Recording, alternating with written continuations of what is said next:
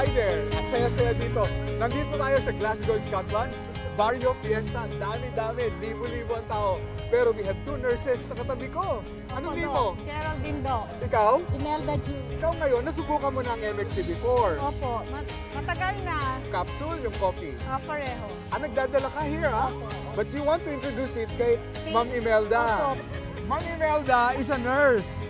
Ngayon, nagwo-work siya pero retired na. Pero here, Nursing home. nursing home. So, yung mga may edad na ang tinaalagaan mo. And we don't want na siyempre magkaroon ng sakit tulad ng mga nandun, ano? And that is why gustong introduce sa'yo yung MX3. At saka wala kang maintenance, right? So, yan ang maganda sa'yo, yung ating MX3 capsule, 500 mg. Alam mo, you can take it as your vitamin. Di ba nagba-vitamin ka? Yes. Ang kagandahan ng MX3 capsule natin, natural. At saka, Filipino. Tama, di ba? Filipino nga. Support the Filipino. Thank you! Thank you, MX3!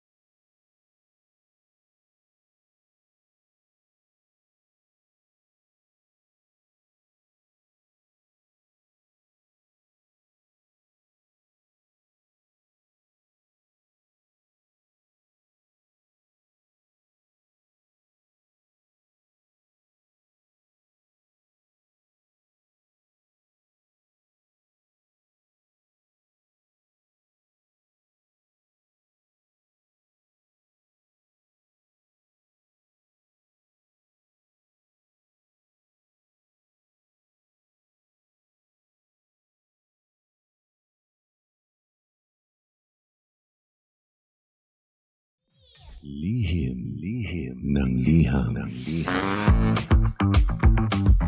Ang pinakamakulit na girlfriend mo sa balat ng radyo. Isang magandang morning sa inyong lahat! Ako pa rin po nag-iisang girlfriend mo sa radio. My name is Lindsay. Makulit pero may puso, handang makinig sa mga kwento mo. Alam mo, feeling ko kailangan mo na siyang iwan kasi it doesn't make sense. Ang kwento sa lihim ng liham.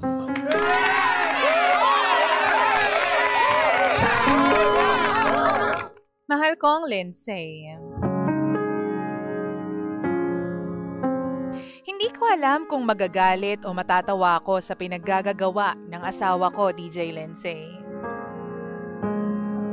Sa 3 years naming pagsasama na married, first time niya na mag-cheat sa akin.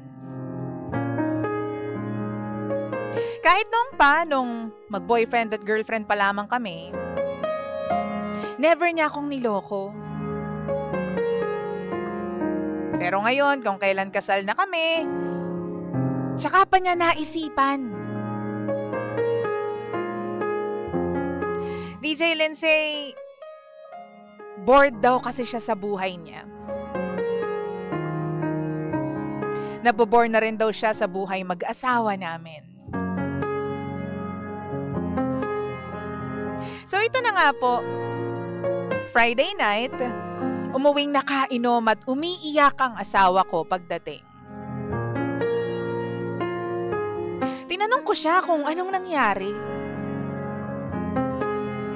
Ang sabi ng mister ko sa akin, habang humahagulgol, pulang-pula ang mukha. May gusto raw siyang aminin sa akin pero uminom daw muna siya ng alak para meron siyang lakas ng loob na sabihin sa akin. Sabi ko, ano ba yun? Bakit parang kinakabahan naman ako sa sinasabi mo? Meron daw siyang nagawa. Bagay na lalong nagpatindi ng tibok ng puso ko. Ang sabi niya sa akin, DJ Lindsay, meron siyang naging girlfriend. Sorry siya ng sorry sa akin. Gusto na raw niyang ihinto pero feeling niya raw nakahanap siya ng kanyang katapat.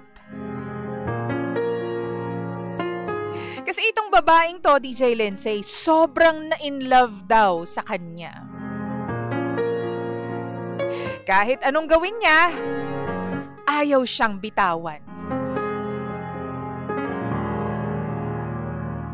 Ang sabi ng mister ko, binalaan niya na raw yung kanyang babae na maladragon ang bunganga ng asawa niya. Ang sabi niya, yun daw yung kanyang paraan para matakot yung kanyang kabit. Pero wala daw talab. Gusto pa ring makipagrelasyon sa kanya. Maya't maya ring nagchat-chat yung babae sa kanya. Nagtatanong kung kailan sila magkikita, kailan daw magde-date, kailan daw pupunta sa bahay. Wala daw kahit kailang binigay na monthsary gift ang asawa ko doon sa babae. Pero yung babae, kung ano-anong binibili para lamang sa kasiyahan ng asawa ko. Kaya sobrang weird man pakinggan, DJ Lindsay. Pero humingi na ng tulong sa akin ang aking mister. Gumawa daw kami ng paraan para humiwalay na sa kanya yung kanyang kabit. So ang ginawa ko, kahit inis na inis din ako sa asawa ko, tinanggap ko. Tinulungan ko siya. DJ Lindsay, ako na po yung nakikipag-chat, nakikipag-video call doon sa babae. Sinasabihan ko siya na tigilan na niya yung asawa ko. Aba, matapang pa. Talagang siya pa yung galit. Talaga bang siya yung haharap sa akin na talaga daw dapat magkita kaming dalawa? Sinasabihan niya pa ako na miss niya na raw ang asawa ko. Nakakapanginig ng laman, DJ Lindsay. Nakakataas ng presyon. Siya pa yung may lakas ng loob na sabihin sa akin na ipapabarangay daw kami kasi niloloko namin siya. Alam mo, DJ Lindsay, makikita mo talaga eh. Makikita mo sa mukha ng asawa ko na natatakot siya doon sa babae. Nangako naman siya sa akin na hindi na raw niya ako lolokohin kahit kailan. Kasi nadadala na daw siya. Ang ginawa ko, inunahan namin ipabarangay yung babae. Pero alam mo, hanggang ngayon, hindi pa rin siya tumitigil. Kaya naman nag-decide na lang kami na lumayo ng asawa ko. Umalis sa bahay namin para na lang sa ikatatahimik ng buhay naming dalawa. Akala ng iba napakadali lang para sa akin. Pero ang totoo niyan, DJ Lindsay, habang lumalaban ako, nagdurugo din ang puso ko. Paano niya nagawa sa akin yun? Binigay ko naman sa kanya ang lahat.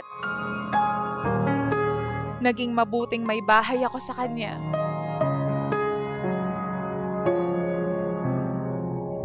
Ang dami-daming lalaki dyan. Pero araw-araw, siya pa rin ang pinipili ko. Ang hindi ko matanggap, DJ Lindsay, yung salitang dahil lamang sa nabored na siya. Naburyong sa buhay mag-asawa. Nagawa na niya akong lokohin.